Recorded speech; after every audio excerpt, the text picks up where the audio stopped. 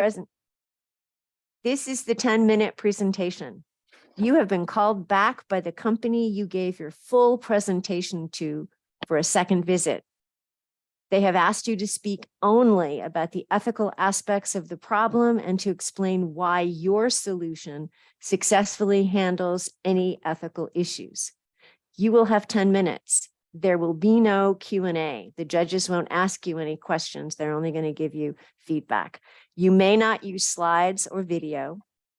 And as we've already determined, you have either 2 or 3 people who are going to be part of today. And with that, I'd like Concordia to be the first. And I will set my timer for 10 minutes, and I will ask that you do the same.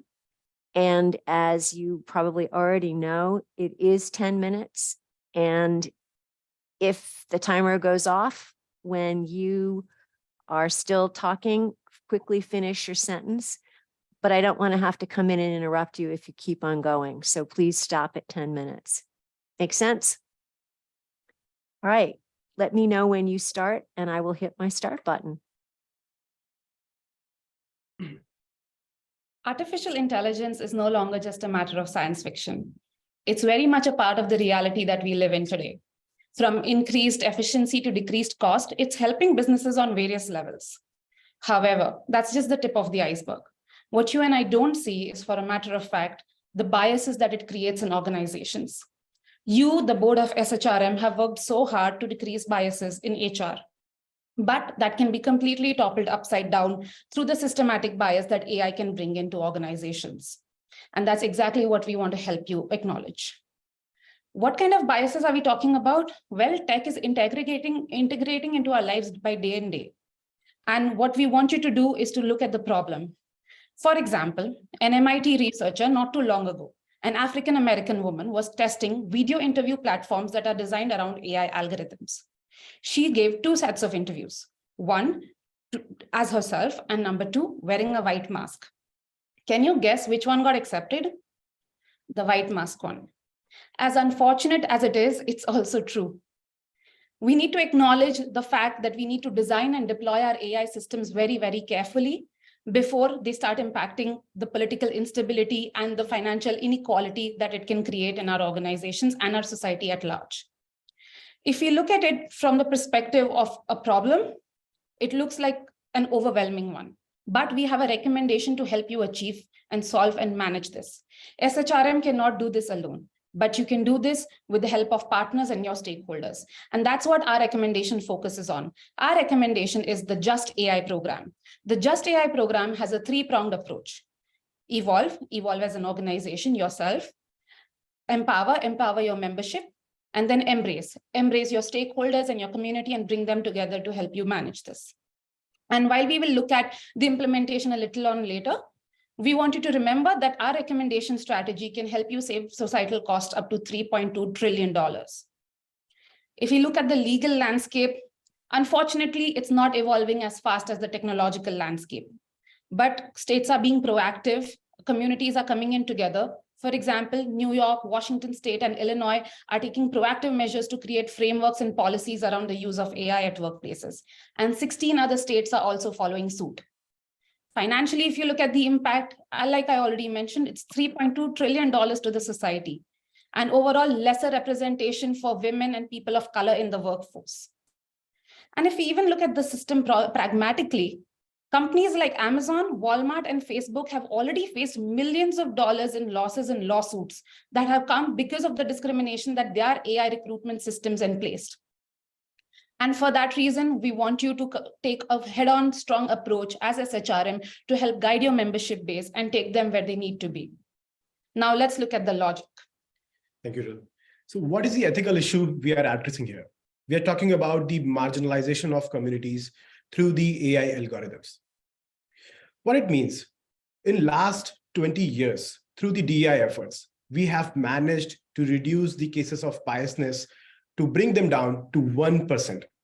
But with AI taking over, which has already taken over more than 50% of the overall recruitment cycle, and it is going to increase, With that increase, we expect that the number of cases are going to increase by 3 times in 5 years, and it is going to set you back 20 years.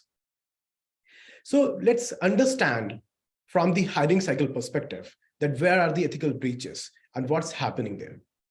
So let me tell you that there are 3 big pillars in the hiring process. The first one is the searching for the job, whether it's for candidates or the organizations. The next one is the screening of the resumes of the candidates. And the final one is the interviews.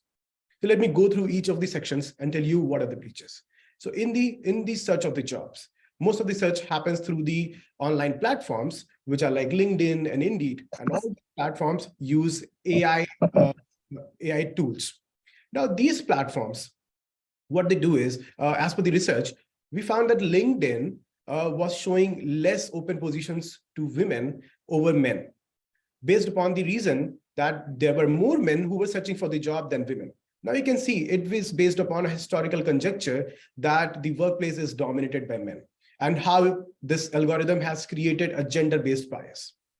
If you move on to the journey of hiring cycle, you would be coming to the screening of the resumes, where AI algorithms and softwares are used to compare an ideal candidate of the organization with the resumes which were submitted. Now, when these resumes are screened, National Bureau of Economic Research found that the resumes or the names which were mostly related to white names, they were getting 50% more callbacks than the names which were kind of or sounding like an African-American names. So you can see how this is also creating a racial bias. And further down in the interview process, after COVID, a lot of organizations have started using video interview platforms like HireVue. And MIT research has found that these commercial video interview platforms have a 35 times more error rate for the people who have a dark skin in comparison to the people who have white skin. So you can see how it is also creating an ethnic bias. So there are biases, but let's look at the actual basis behind these biases, how these algorithms, which were supposed to be bias-free, creating these biases. So the first big reason is that is itself the data. The data is biased because they are using a historical data to train the AI. What this historical data does, because it's already skewed towards a certain section of the community and section or sectors, it further widens that gap in the screening time. Furthermore, the AI developer community itself, McKinsey found that the AI development community has less than 25% of the diversity, especially for the minority people. So it means that the developers who are developing the algorithms, they even don't know what type of bias they are actually putting into the algorithms.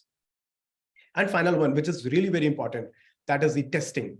So in the testing part, the companies are not able to exhaustively test against all the biases. There may be a software that can recognize the skin of the color properly, but it may not parse the accent in an effective way. So a software which is not properly tested, and even if it is tested once, if it is not tested recurringly, cannot create a effective bias-free scenario. So at large, what is the major or overarching ethical issue we are trying to solve?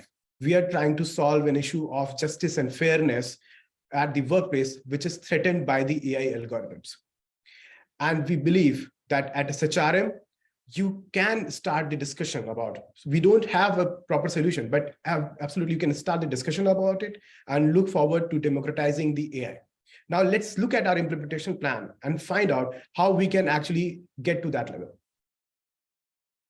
Ladies and gentlemen, it sounds like an overwhelming problem for sure, but you've taken the first step already to acknowledge it and to invite us back. And we have the strategy to help you implement and manage this issue. Our strategy is the Just AI program. With the 3-pronged approach that I already mentioned, you have everything that you need to get you to a place that can help your organizations and your membership base come out of this problem a lot more smoothly. In the first phase is the evolve stage. We want you, SHRM, to evolve as an organization. Your purview has not been able to look at AI, and it's not an easy thing to look into either. So we recommend that you form a steering committee, bring in experts from different industries, including AI, including ethics, so they can come on board and create a best practices framework that will guide organizations and your members further. And we further invite you to create a Just AI certification program that will incentivize your organizations to take proactive measures on their part. so that they can be counted as an organization that's ethical, that's just and fair. In the empower stage, you will be taking on what you did in the evolve stage and disseminating into your memberships. You have over 50,000 HR professionals as your member today. You're a credible institute that does research and gives them updates. You use that platform to further send your message across to your membership organizations and tell them why it's important to do that and why it's important to act now. And in the embrace stage, you bring in all your stakeholders, not just your internal ones, but also your external ones. The society, legislators, and policymakers can be of big help to you. And that's where they come into the embrace stage. Through summits for ethical AI, when industry experts come in together, share best practices and insights, or maybe through school charters where you're funding initiatives into universities and school programs to create awareness, to give them the resources that they need to further create more systematic solutions that do not hamper the equity efforts that are being taken on by organizations. Or it could also be through general awareness campaigns on your social media or on your website. We believe this three-pronged approach is the comprehensive solution that you need to help you tackle this issue. Understandably so, nothing will get fixed in a day. But with careful design and development of your AI, you will be vastly improving people's lives and their livelihoods and their dignity. The future forward is not to reject AI, but to understand it and then to embrace it. Thank you. Thank you very much. Thank you. You can sit down. Thanks so much. Thank you.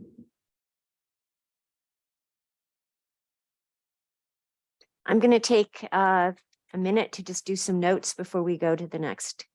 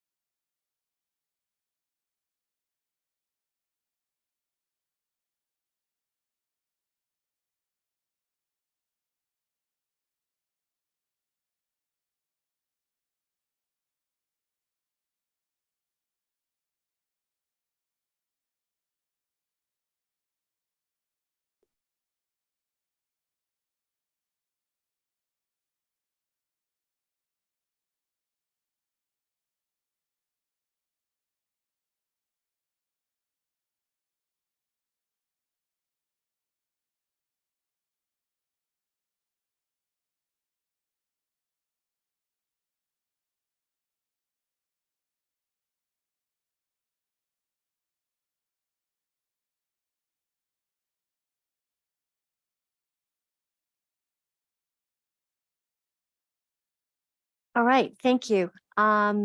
So I now have the opportunity to ask our two visiting judges to make some brief comments. Hadassah, would you like to go first? Yes, absolutely. Thank you so much. Having never done this exact structure, these are my comments, and I hope that they're the ones that we are looking for at the time. But for the first speaker, I thought that you did a great job with eye contact. You set up the problem very well. I really enjoyed your specific use of examples with the MIT experiment. I thought it was very engaging. And just overall, I think you had great emotional engagement with the audience. I felt like I could sense how passionate you were about the topic. And for the second speaker, I found that the structure of the solution was very easy to follow. And I really enjoyed how your use of pauses helped transition us from one to the other. And, you know, again, your examples like LinkedIn, the specific names really helped me to structure where the problem is happening. And I really enjoyed that you kept reiterating justice and fairness, because it kept reminding us what the priorities are. And one important thing is you also put in a caveat that there might not be a direct solution, but that the discussion about the issue is what's important. And yeah, at the end, wrapping up, I think like the gravitas of the problem, it again helped to like position us to what we should do next, which I really enjoyed. And again, this stage is easy to follow at the end. I have a few other notes, but I'll stop there. Thanks very much. Samra? Yes, thank you for the presentation. I agree with comments of previous judge. It was well done, step by step. You explained all stages. Well, one suggestion I may make is you might emphasize professional responsibility of algorithm developers. So you mentioned that data is biased. So given this, they should take precautions in order to prevent unwanted outcomes, so that they will pursue a standard of care, due care. And this is part of their professional responsibility. So they should have the knowledge, qualifications to develop a software, a program which does not lead to discrimination or discriminatory outcomes. And also, as an ethical stand, the company, your company, may also prefer to make a choice between whether you are going to treat unwanted outcomes from strict liability approach or negligence approach, because negligence in a program is very hard to prove from consumers' point of view or perspective. But the other gives more advantage. So which one will you prefer? So laws may change from region to region, city to city. So this might influence your approach, your goodwill as the company. Besides this, I really enjoyed listening you. Thank you. Thank you very much to both of you. Thank you Thank you so so much. Thank you much. so much, judges. I was really impressed by I'm just looking for something here too. Yes, I was really impressed by the opening, that AI is no matter of science fiction. I think that was a very effective way to pull people in. You immediately got to the fact that biases were essentially the focus. And you talked about your three-pronged program, and you identified a number of things within that, just in terms of but the ethical issue sort of started about 3.5 minutes into it, but then you also had a more general process of trying to understand, of trying to explain how each would work. And that took us to only having 2 minutes and 27 seconds to deal with the strategy. And what I found, you certainly in that 2 minutes and 57 seconds used all of it to get that information out. And I found myself thinking that I was not having heard your full presentation. I was hoping that what you included in this presentation was a deeper dive of what you had said yesterday, as opposed to repeating what you had told. Because if you think about what it is when someone brings you back, you had probably 10 minutes or 12 minutes or something yesterday to deal with ethics.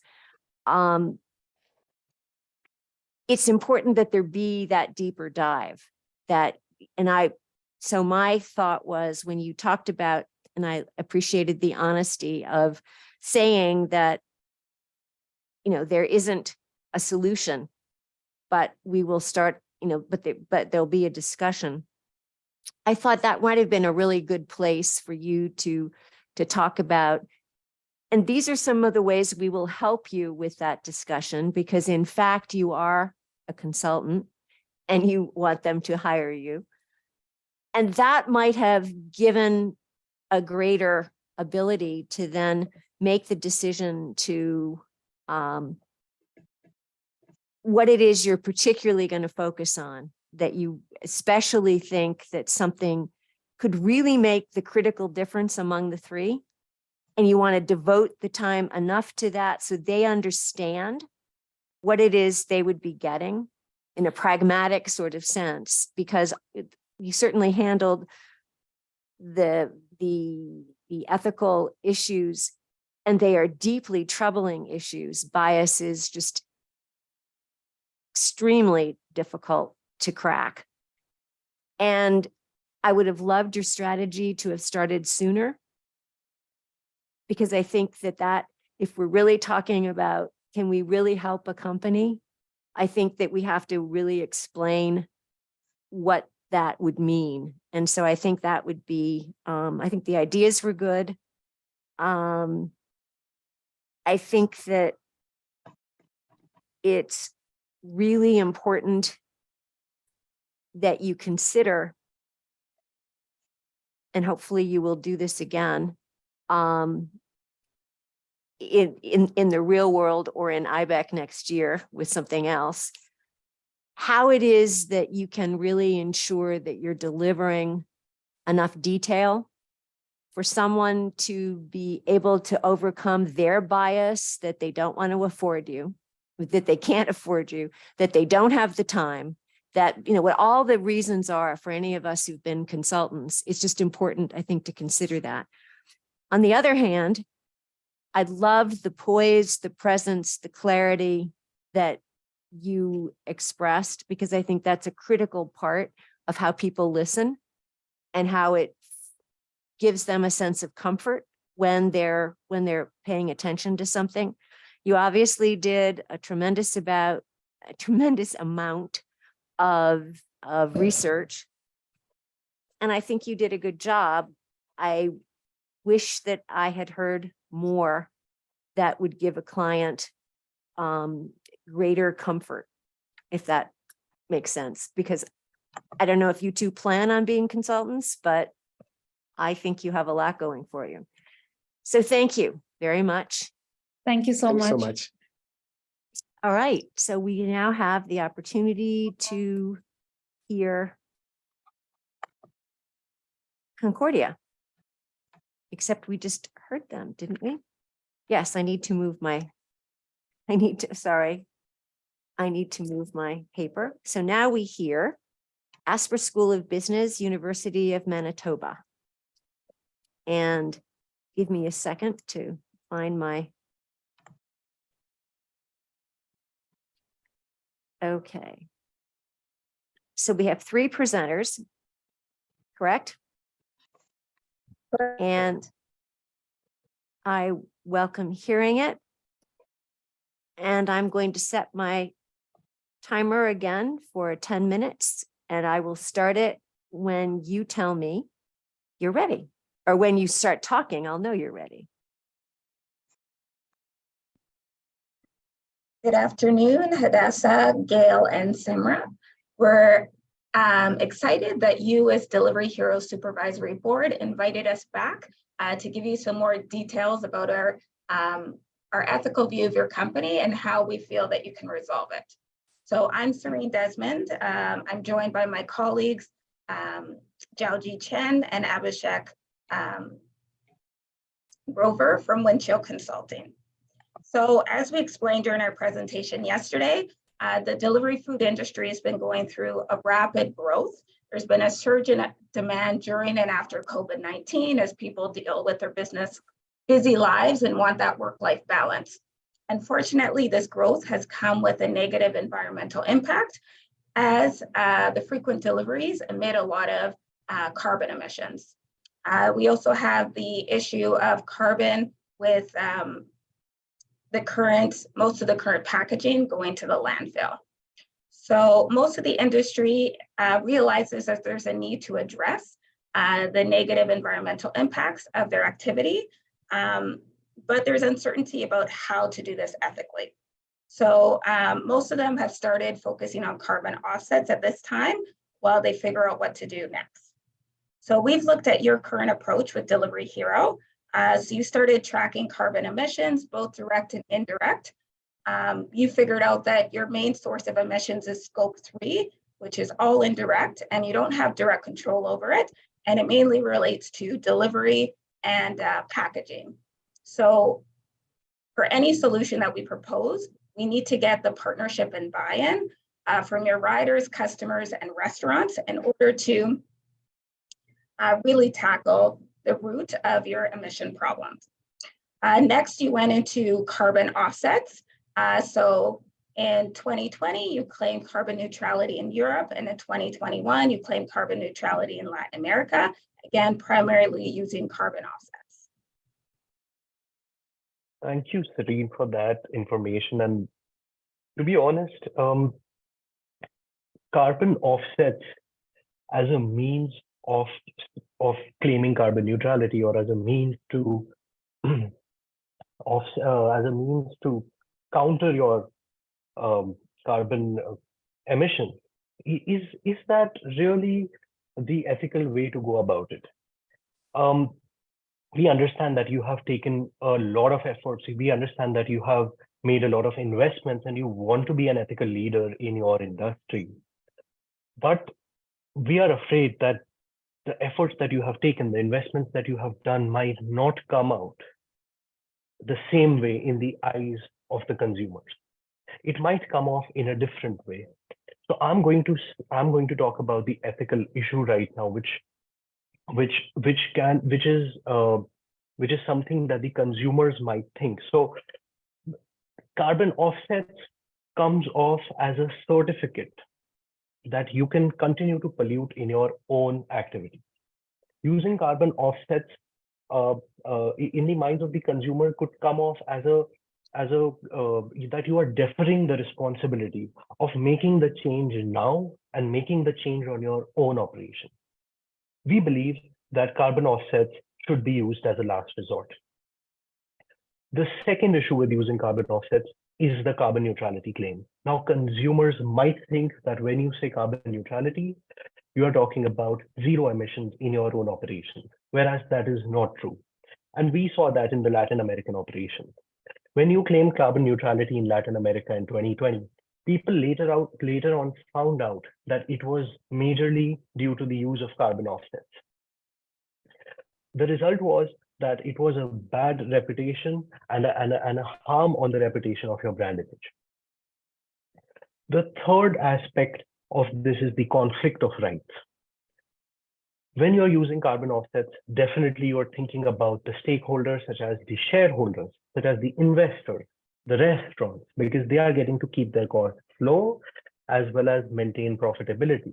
But what about the other stakeholders, such as the future and the current generation? What about their safety from elements? What about their water/food security?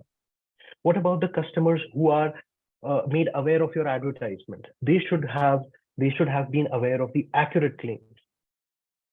With that, we say that you should focus on your own internal operations. And Serene, you can take it from here and talk more about the recommendation and how we have built a plan that makes this carbon offset with the same investment, makes the mind of the consumers look that you are doing for them something. Thank you, Abhishek. So again, we're excited because you have a global dominance in the global food industry, and we want you to be a leader in ethical sustainability practices. We don't want you to follow the pack with taking what most consumers would think is the easy route by using carbon offsets and not doing the real work of reducing your own carbon emissions. So to remind you, our recommendation is green deliveries. So again, we want to address your major emissions. Almost 99% of your carbon emissions come from scope 3 related to deliveries and packaging. So we're looking at promoting e-deliveries. So there's going to be a transition period where all of your riders would use either e-vehicles or manual bikes or walking as a way to deliver. We realize that not everyone has access to e-vehicles, so we're going to partner with rental companies that are available. That's going to be in, that's going to be for e-scooters, e-bikes, and e-vehicles. And then we're going to provide that at a discounted rate. So it removes that barriers so riders can be environmentally friendly, continue to participate, and that won't be a barrier. We also talked about packaging as another issue affecting the environment. So when we look at sustainable packaging, currently your restaurant partners have 2 to 4% of their net sales go towards packaging. So they don't have a lot of profit margin to give to be sustainable, even if they want to be. So what we suggest is that you employ your economies of scale. You've partnered with over 630,000 restaurants. So by matching all that buying power and that volume and economies of scale, we can bring down the price of sustainable packaging that's both biodegradable and compostable. And then it makes it achievable and feasible for all these restaurants to use that. Next is our marketing. So we no longer suggest that you advertise yourselves as being carbon neutral.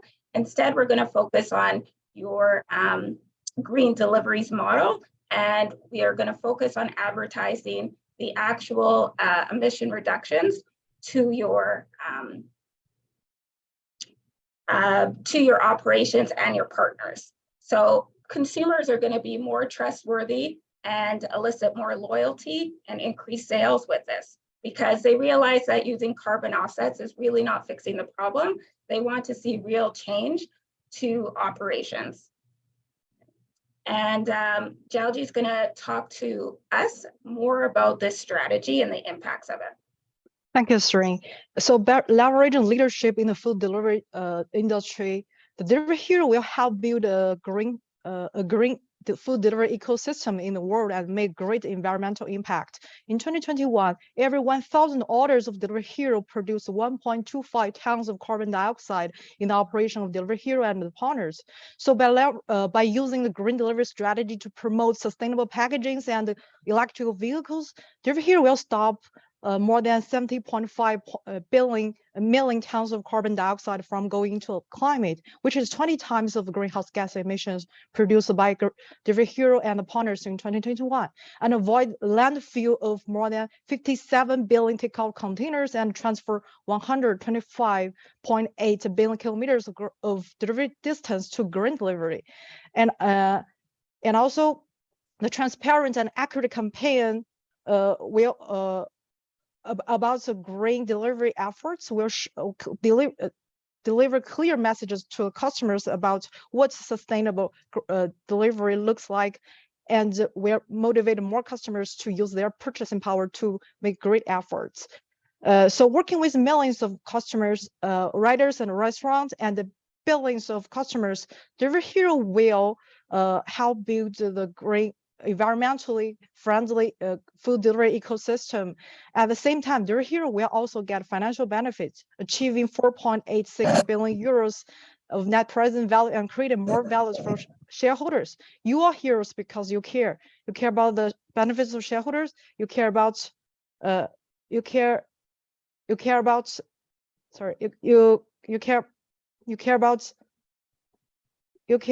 your partners. You care about your you also care about the environment and the communities where you impact and are being impacted.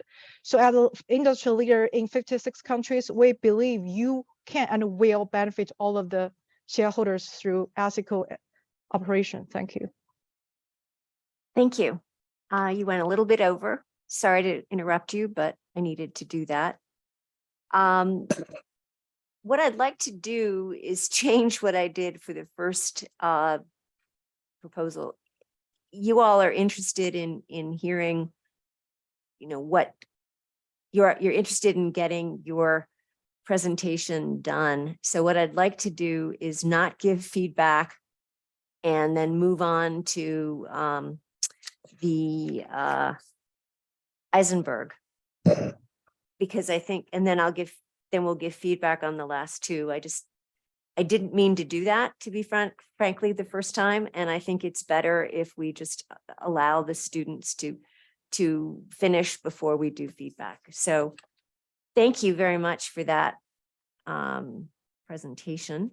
And we will give you feedback in a little bit. I would like to invite Eisenberg students to begin their talk. Yes, well, hello. Hi, thank you for having us back. We are, of course, Eisenberg Graduate Consulting, also known as Team Purple. We're here to talk to you a little bit to drill down on those ethics that we talked about yesterday. We want to make sure that we recognize that you're taking this seriously. And so we have serious solutions that we believe that are really going to help. We'd like to think about this problem, for you at the Credit Acceptance Corporation and your board. It's like a chicken in every pot, but CAC can be a car in every garage. So we want to make CAC an industry leader, and we want to turn what is a weakness right now into a market differentiator. And we want to make sure that we do that by threading the needle between ethics and fiscal responsibility.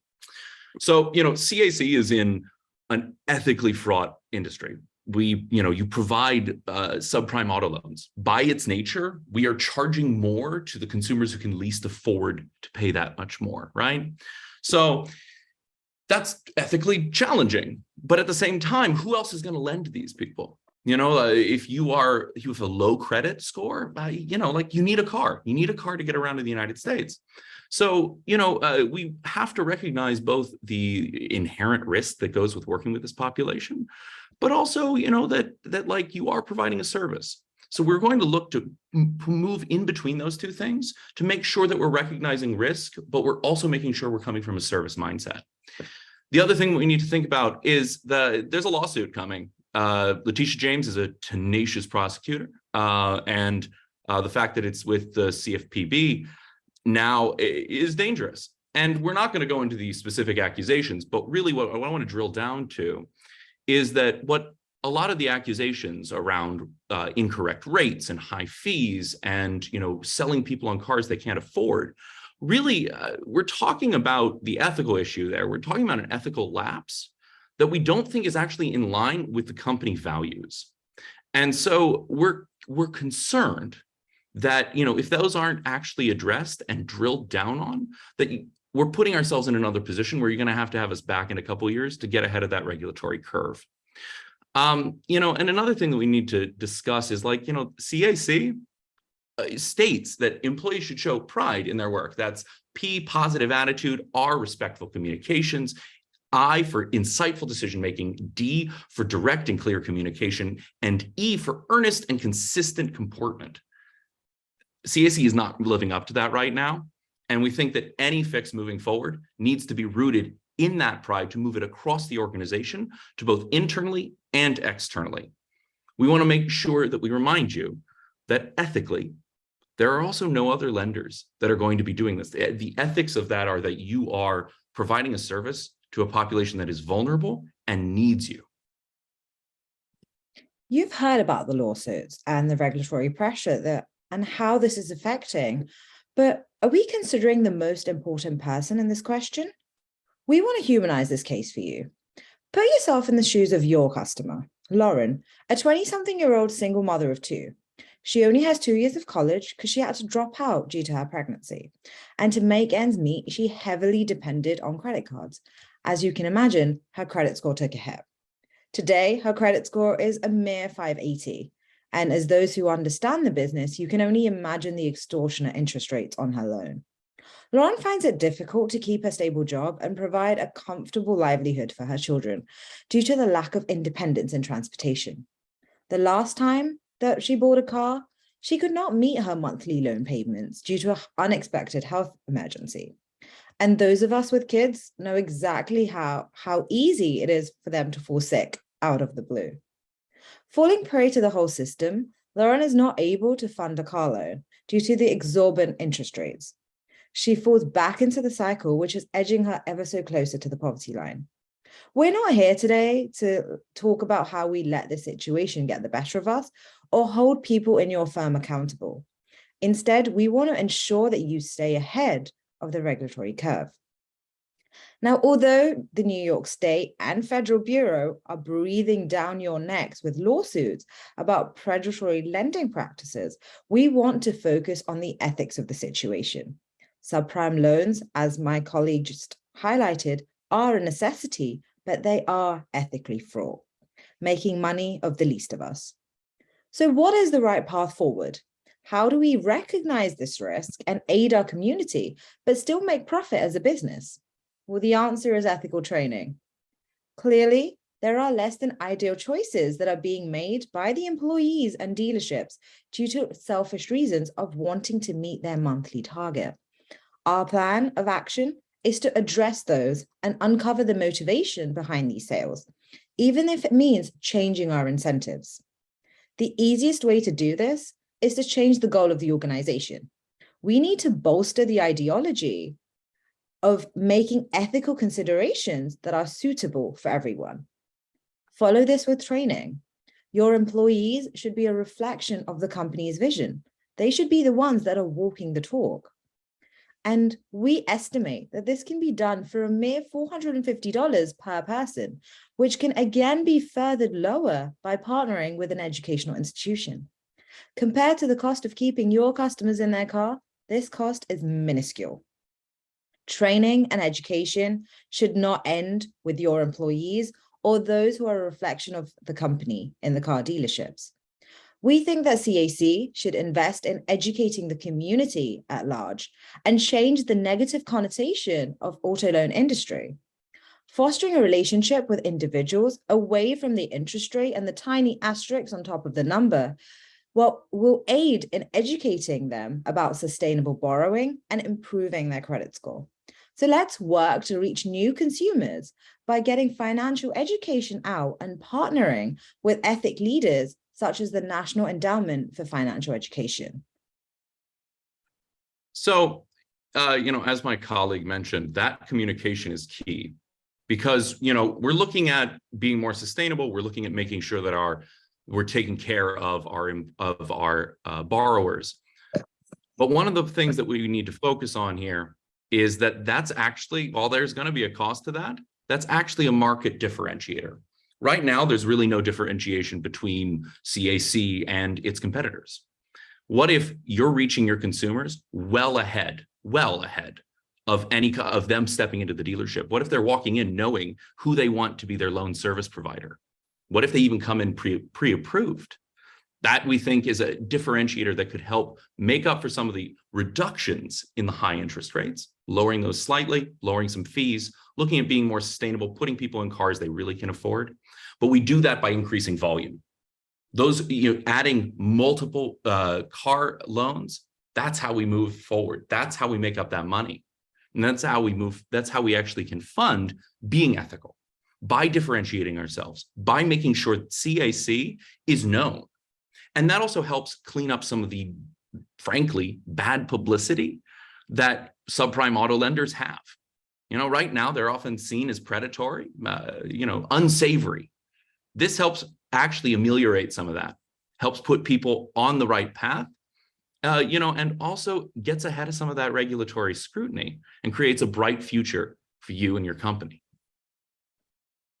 Oh, and Jonathan mentions that being consumer focused because great companies can thrive. It just happens to be the most physically rewarding path. Let your pride motto guide all parts of your business and work to be both recognizing the risk, but also being the most fair. We believe that preparing for the future, reforming the business, and communicating with your community can help you become a market leader and be a differentiated competitor in the industry who have ethically sound operations. helping people like Lauren stay above the poverty line and have a stable life. Even if we reduce the cost by $100, that means a better livelihood, not just her, but her children as well. That extra after-school music class or a new pair of trainers for track. This doesn't just impact the company's stand, but also aids in the betterment of your customers, which is the ethical thing to do. Thank you. Thank you.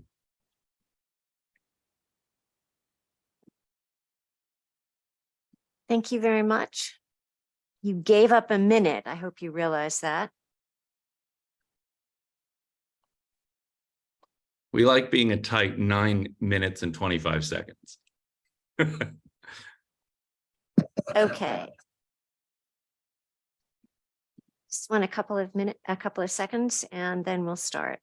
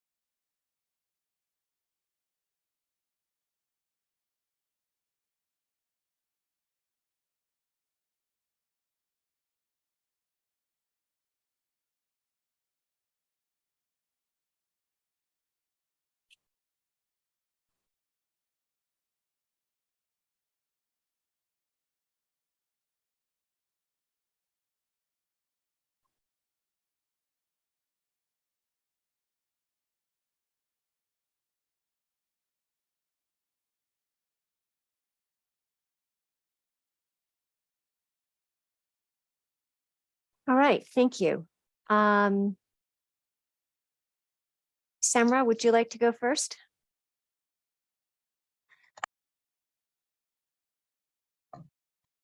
Yes. Well, so following the sequence, I will first talk about Manitoba, University of Manitoba. And yes, it was about false claims about environmentalist practices in distribution, delivery. And you focused on all steps throughout the process. You mentioned about delivery, packaging, which was critical in food delivery. Your suggestions using e-vehicles was interesting. And when I listened, I had the taste of a presentation on quality management. I teach quality management as well, so I get that impression mostly. What I didn't find was as a presentation on ethics. I would be happy to hear more about problems of advertising, particularly truth-telling, simply truth-telling in advertising, misrepresentation problem here, which were not mentioned much. And another solution would be mapping the most optimum route is critical in saving not only time, but any kind of energy, be it fuel or electricity. So what is the optimum route to reach a delivery destination? Or which deliveries can be combined together to save time and energy? So this is very critical as far as I see. And about presentation, you did well. Sometimes I had the same experience with my students. They get excited. So there was some excitement, but that's natural. So I congratulate you. for your good performance. And the final team.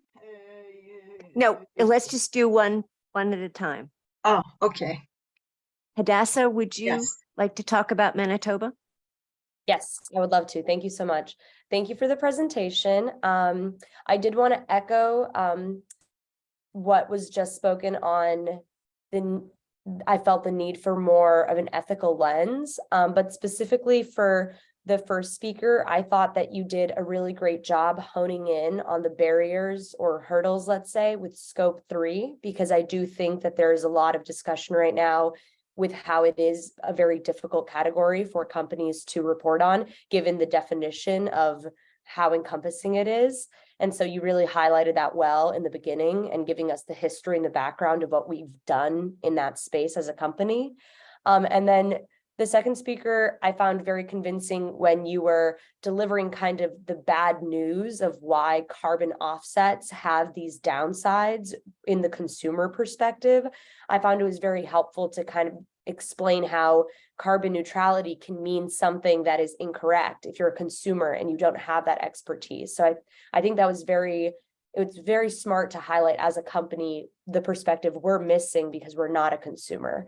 And you had great eye contact with the camera as well.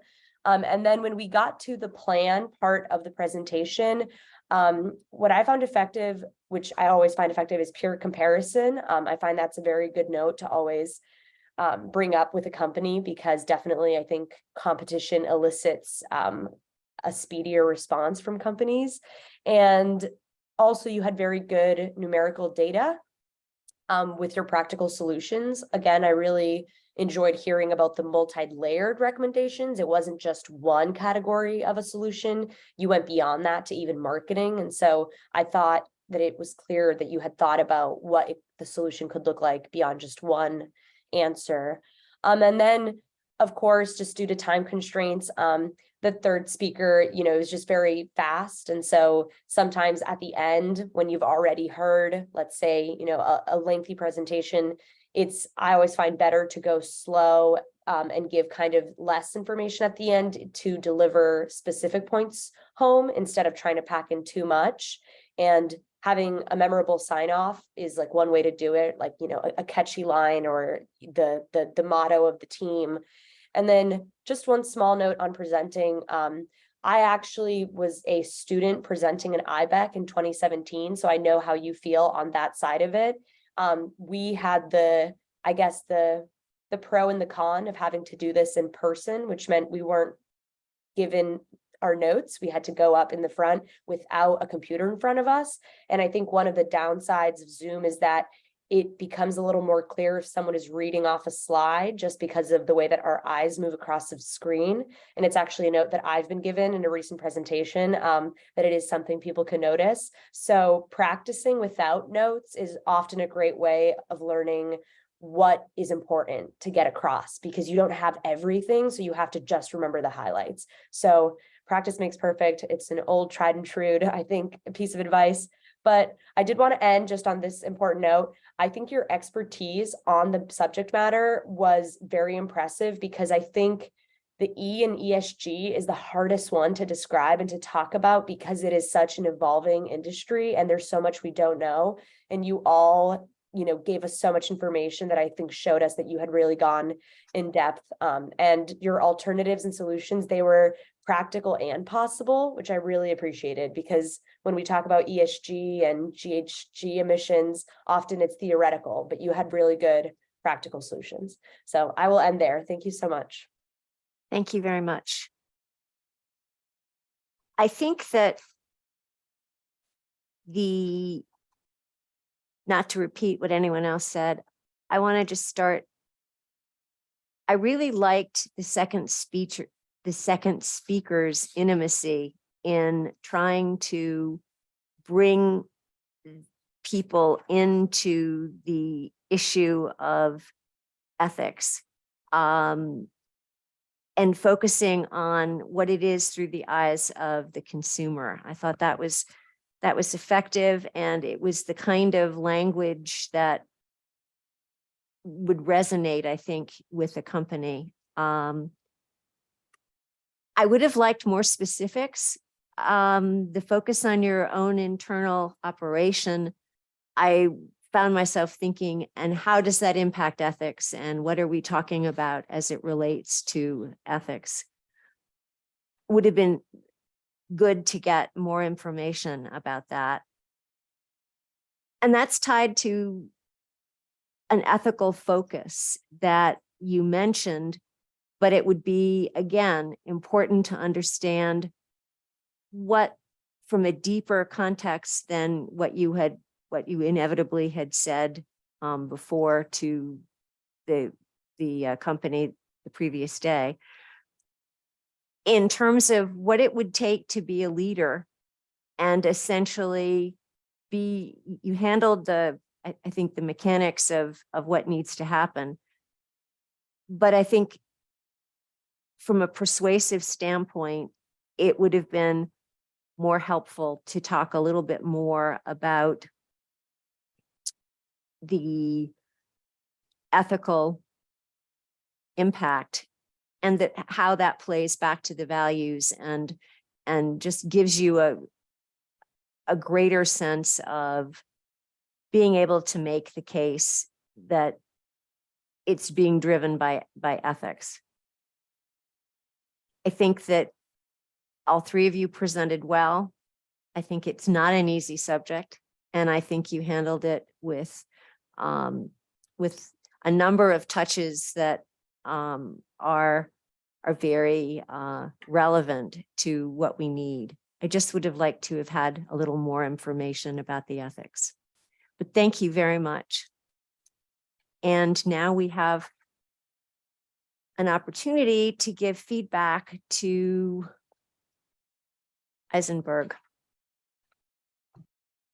And this time, Hadassah, would you like to start? Yes, absolutely. So again, thank you for the presentation. You all did a great job. I found that the beginning of the presentation felt very much like a conversation, and that it was very clear the practice in being very personable and coming across to your audience. It's a very effective presentation strategy, and highlighting, I think, the ongoing nature of the lawsuits and how addressing the problem now instead of later is of importance to the company. I do think it's a hard point to get across because a company might not want to hear it, but it's an important one. And I think it's been mentioned before, but as consultants, you have to be willing to give bad news, even if the company doesn't want to hear it. So I appreciated kind of diving right into that. And I really enjoyed the personal story that the second speaker brought. And I think it was so effective that there was a part of me that actually wanted it to be at the beginning to bring us in as an audience on a personal note. And I think that's just one of my, editing mind. Like I noticed that connected me a lot faster to why the ethics was important than just the lawsuit part of it. And you jumped right into the solution, I think, in a very smooth way with kind of the practical, again, examples. You even gave a dollar amount, like per person, what that ethical training would look like. And I think having specific numbers always, places the audience in reality of what is this going to cost us? What is it going to look like? And you even then went on to list indirect benefits. And the second part about you really highlighted how our company could be like the differentiator in the field. And I think you nailed that because, again, peer comparison, that's where a company kind of starts to think about what their competitors are doing and why it's an issue that they're willing to prioritize because others will if they don't. And I think it's always an effective strategy. And, it's seen as that proactive step, which I also think you highlighted well. And when you ended with bringing back the personal story, it was the strongest note for me in the presentation because it reminded me, oh yes, this is again why the ethics comes back in. And so I felt that your flow, it was a great way to kind of story tell, but also deliver hard truth. So I think you did a great job. Thank you. Samra? Yes, yes, it was a wonderful presentation, and I really loved the way you used your time, your facial gestures, how you control the flow of presentation. And I think particularly Jonathan, you'll be a good speaker in the future. So I congratulate both for your performance on the stage, on the screen. And about the topic, it was very interesting. And as you mentioned, the key point here is how the company exploits vulnerable consumers. But I didn't see this emphasized much in your presentation. So you're giving a higher interest rate compared to others. The price of your product, so to say, is like predatory pricing, maybe, and it leads to unfair competition in the market. So this could be also highlighted. Yeah. And you said we want sustainable borrowing, we want sustainable clients, and we want to educate community financial education. You mentioned that. So does that mean you would leave already existing customer segment? Because now what you have is you have a market segment made up of vulnerable people, those economically impoverished, and they may be substantially disadvantaged. So you're leaving this group, but don't you feel any responsibility towards them, those groups in the community? So why don't you take instead appropriate actions regarding helping them?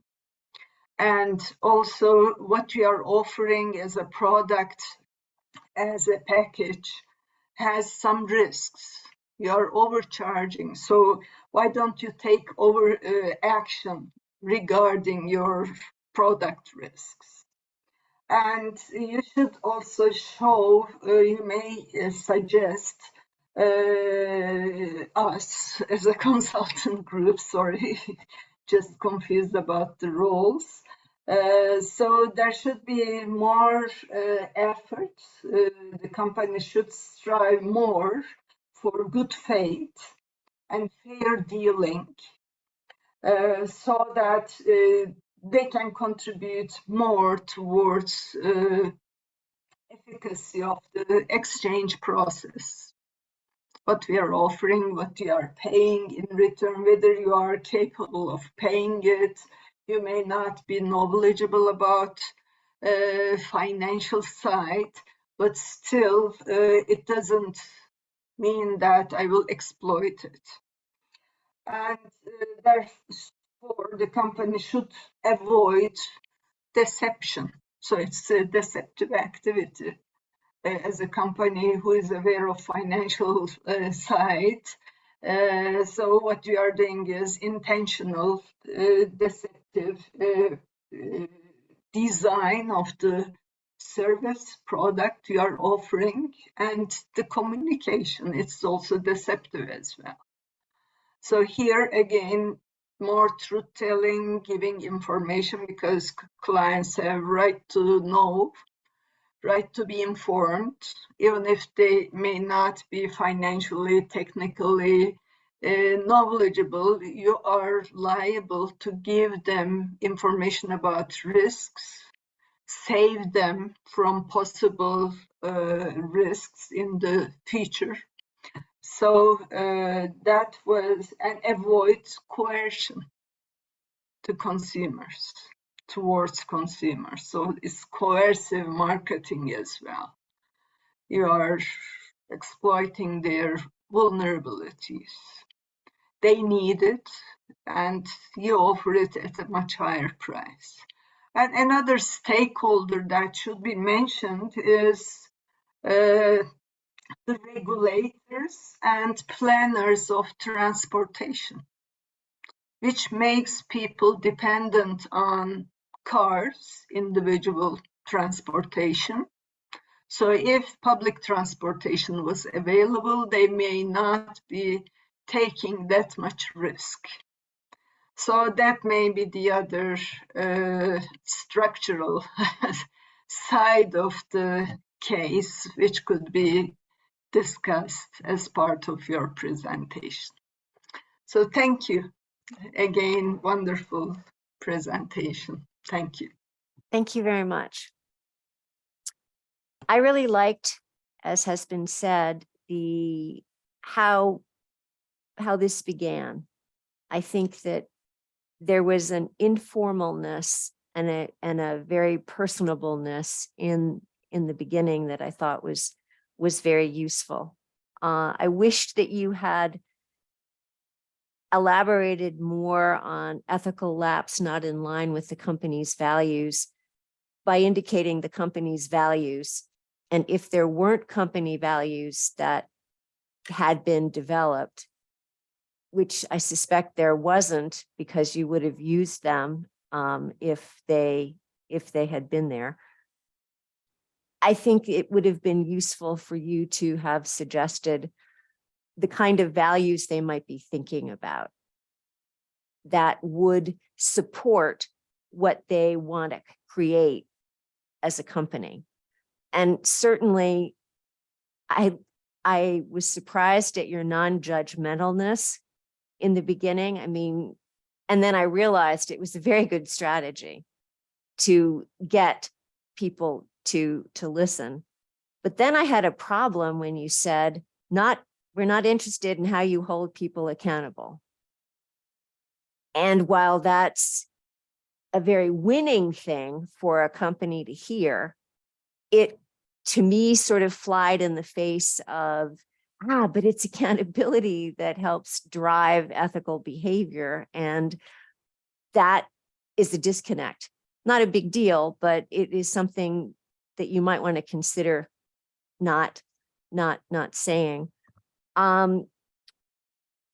Ethical training is a wonderful idea. It's also incredibly vague.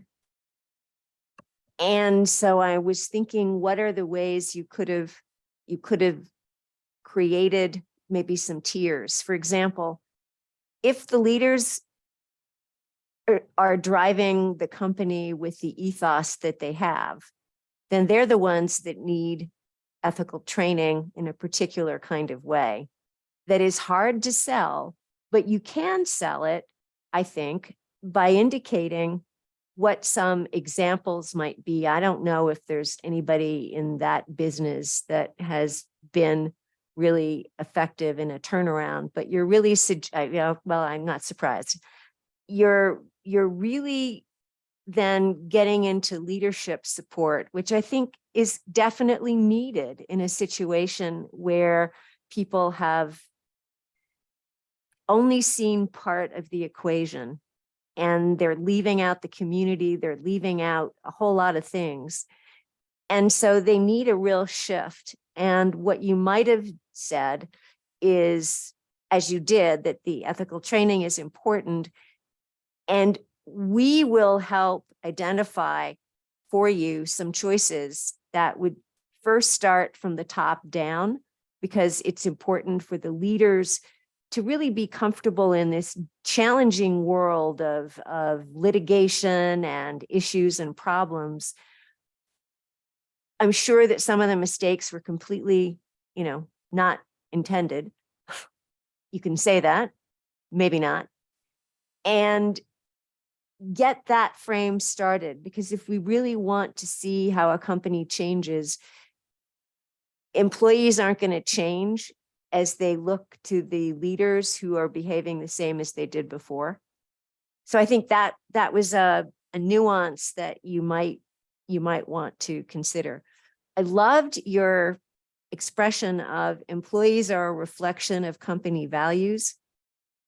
And again, we don't have value. Oh, no, I'm sorry, company vision, right? That was what you said. that the employees are a reflection of the company's vision. So the company's vision at the moment seems to be money. So you might have continued by saying something like, and what kind of vision do you really want to see for your, for your company? Are we talking about being recognized for our capacity to be financially strong, while at the same time we have a commitment to, the community, or whatever? The community is too broad a word, but we have a commitment to supporting. I think you did a great job of explaining the tremendous problems that are resulting for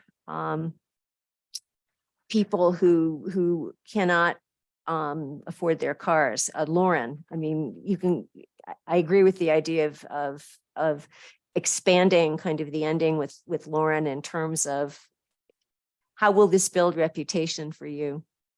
If in fact people are being supported, and what could that mean for the company in ways we can't even anticipate once this problem is behind. But it's certainly not an easy topic, and I think you did both of you did a good job. And I'm now worried about Lauren, and I certainly hope that other people are worried about her so that we get, good results for her life. All right, this is the end of the formal comments, but I'd love to know if any of you have any questions, if you want to give us any information about how we can, further support or help. Any thoughts? I just wanted to say thank you to all the judges for taking the time to give us feedback. I found you're very detailed, and all the judges gave very specific ways in which we could improve. Well, we're certainly mindful of how hard you all have worked. I'm just curious, when did each of you start your projects? When did Concordia start?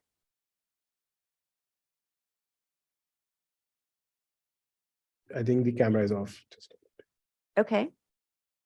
Yeah. When did you begin your work?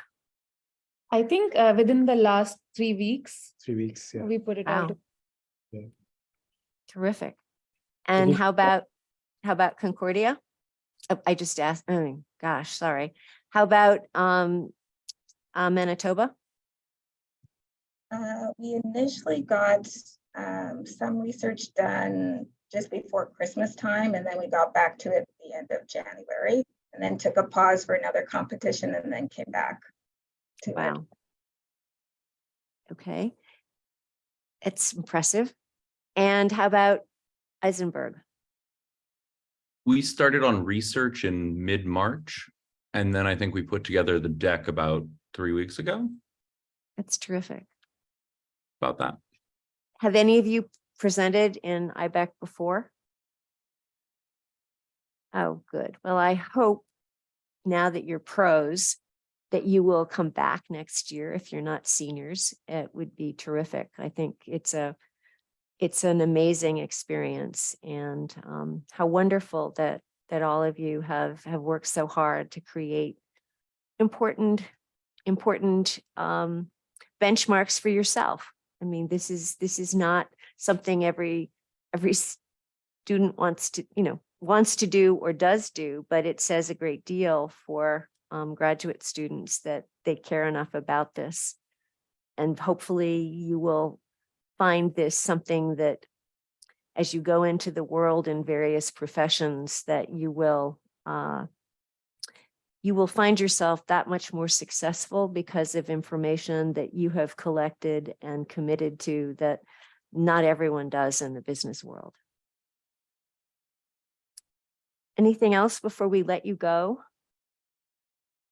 You have one more presentation, right? Yes. Your 90s. Well, we wish you obviously good success at that. And that should be coming up later on this afternoon. So we'll let you go. Thank you so much. Thank you. Thank you. I really appreciate your time. Great job, everyone. It was great to be a part of this. Thanks very Yeah, much. And thanks to both judges. You're really terrific. Thank you. Take I care. always enjoy this role. Of course. Like it. Thank you so much. Thank you. Thank you. Bye. All good wishes.